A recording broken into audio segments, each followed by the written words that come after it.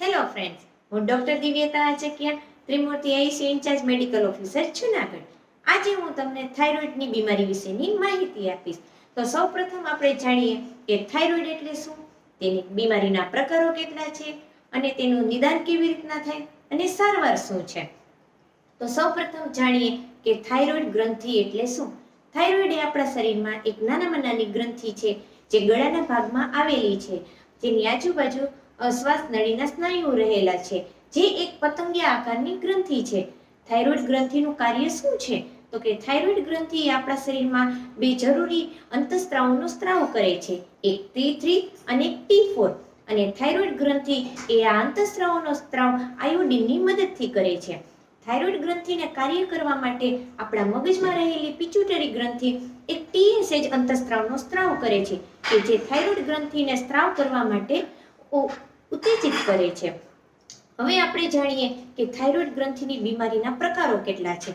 તો મિત્રો, થાઇરોઇડ ગ્રંથિની મુખ્યત્વે બે બીમારી છે, ઓછું થાઇરોઇડ અને વધારે થાઇરોઇડ. ઘણા લોકો તેને લીલો થાઇરોઇડ અથવા તો સૂકો થાઇરોઇડ નામથી ઓળખે છે.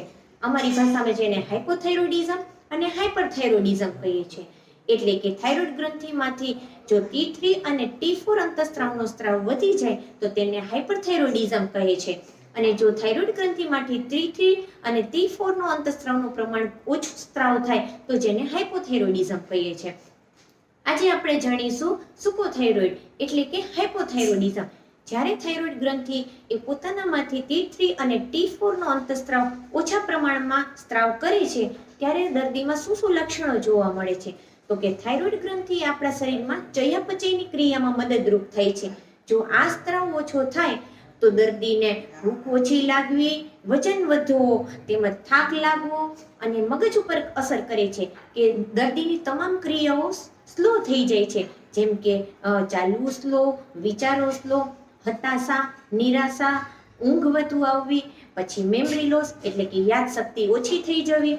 અને સ્ત્રીઓમાં પણ તેની અસર જોવા મળે છે. તો કે સ્ત્રીઓમાં પીરિયડ અનિયમિત થઈ જવા તેમજ વંધ્યત્વ નામની ગંભીર બીમારી પણ થાય છે. તો હવે આપણે જાણીશું કે આપણને થાઇરોઇડની બીમારી છે તે વધારે થાઇરોઇડ હોર્મોન છે કે ઓછા થાઇરોઇડ હોર્મોનથી થાય છે. તો તેનું નિદાન કરવું ખૂબ જ સહેલું છે. કેવી રીતે? તો કે બ્લડ ટેસ્ટ દ્વારા. બ્લડ ટેસ્ટમાં આ ત્રણ સ્ત્રાવોનું પ્રમાણ જાણવામાં આવે છે, T3, T4 અને TSH.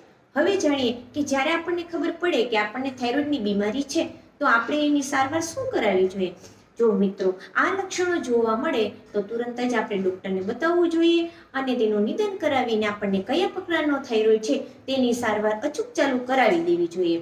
જો તમને ઓછો થાઇરોઇડ એટલે કે થાઇરોઇડ હોર્મોનનું પ્રમાણ ઓછું હોય છે તો જે હાઇપોથાઇરોઇડિઝમની સારવાર છે કે તેમને બહારથી થાઇરોઇડની ગોળીઓ આપવામાં આવે છે. આ ગોળીઓ એ સવારના એક જ ટાઈમ લેવામાં આવતી ગોળી છે અને જે રેગ્યુલર ડૉક્ટરની સલાહ અનુસાર લેવી જોઈએ, જેથી કરીને ભવિષ્યમાં થાઇરોઇડ બીમારીના ગંભીર પરિણામો ન ભોગવવા પડે. ઘણા દર્દીઓ અમને પૂછે છે કે મેડમ, શું થાઇરોઇડની ગોળીઓ રેગ્યુલર લેવી પડશે? તો હા મિત્રો, એક વખત થાઇરોઇડની બીમારી આવ્યા પછી થાઇરોઇડની ગોળીઓ રેગ્યુલર લેવી જોઈએ. જો થાઇરોઇડની બીમારીની ગોળીઓ રેગ્યુલર ન લઈએ તો તેના ગંભીર પરિણામો પણ આવી શકે છે. તે આપણા મુખ્યત્વે મગજ અને હૃદયને અસર કરે છે. કેવી રીતના? તો કે મગજને જો હાઇપોથાઇરોઇડિઝમના હોર્મોનનું પ્રમાણ ઘટી જાય તો મગજમાં મિક્સોઇડીમાં અને ઘણી વખત દર્દીને હતાશા અને કોમામાં પણ જતું રહે છે. અને બીજું અંગ હૃદય. તો કે હાઇપોથાઇરોઇડિઝમમાં હૃદય ફૂલી જવું અને ઘણી વખત હૃદયના ધબકારા અનિયમિત થઈ જવા તેમજ હૃદયના ધબકારા ઘટી જતા હોય છે. તો મિત્રો, હાઇપોથાઇરોઇડિઝમની સારવાર ચોક્કસ કરાવવી જોઈએ અને દવા રેગ્યુલર ડૉક્ટરની સલાહ અનુસાર લેવી જ જોઈએ. તો હાઇપોથાઇરોઇડિઝમથી ગભરાવાની જરૂરિયાત નથી, પરંતુ તેની નિદાન, સારવાર યોગ્ય અને રેગ્યુલર કરાવતા રહેવું જોઈએ. ફરી પાછા મળશું નવા વિડીયો સાથે. તેમાં જાણીશું હાઇપરથાઇરોઇડિઝમ એટલે કે થાઇરોઇડનો હોર્મોન વધી જાય તો શું લક્ષણો જોવા મળે છે. ત્યાં સુધી આ વિડીયોને શેર કરો અને સબસ્ક્રાઇબ કરો. ફરી પાછા મળશું નવા વિડીયોમાં. ત્યાં સુધી good bye friends. Take care. સ્વસ્થ રહો, મસ્ત રહો.